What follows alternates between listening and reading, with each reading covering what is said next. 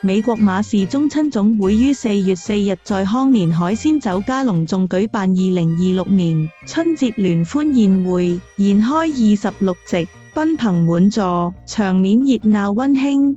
中國駐舊金山總領事館領僑處主任黃一鳴及領事宋宇同應邀出席並致辭，向海外僑胞致以新春祝福。他們的到來不僅體現了祖籍國對僑胞的親切關懷，也為馬氏宗親帶來極大鼓舞。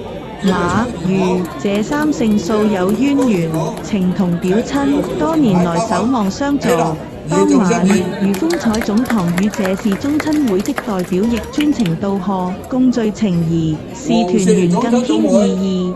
馬氏姑丈、黃氏宗親總會主席華棟率領一眾黃氏宗親到場祝賀。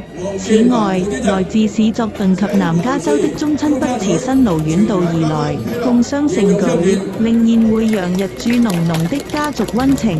不少馬氏宗親攜同子孫出席，三代同堂，歡聚一堂，共賀新歲，場面和諧，溫馨而熱鬧。席間，三藩市花之彩舞蹈團的精彩表演，為晚宴增添濃厚節慶氣氛。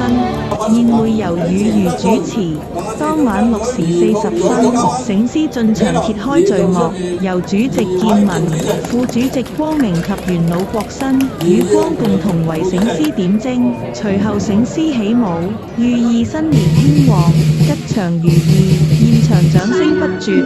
宴會隨後正式開始。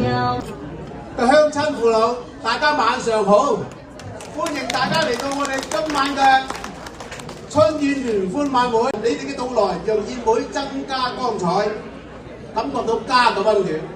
龍馬精神，再創輝煌。2026年係馬年，亦係我哋馬氏嘅本命年嚇。隨後，黃一鳴主任致辭，介紹中國全國兩會精神及當前中美關係發展，並祝願宴會圓滿成功，祝福在場嘉賓事業興旺，身體健康，萬事如意。副主席光明亦代表馬氏宗親總會致答謝詞，感謝各界嘉賓及宗親長期以來的支持與厚愛。席間，黃一鳴主任與宋宇同領事並與馬氏宗親總會正副主席及元老們一同向全場嘉賓祝酒、合影留念，氣氛熱烈融洽。此次春節聯歡宴會不僅加深了宗親之間的聯繫，也展現了華人社區團結互助、薪火相傳的優良傳統。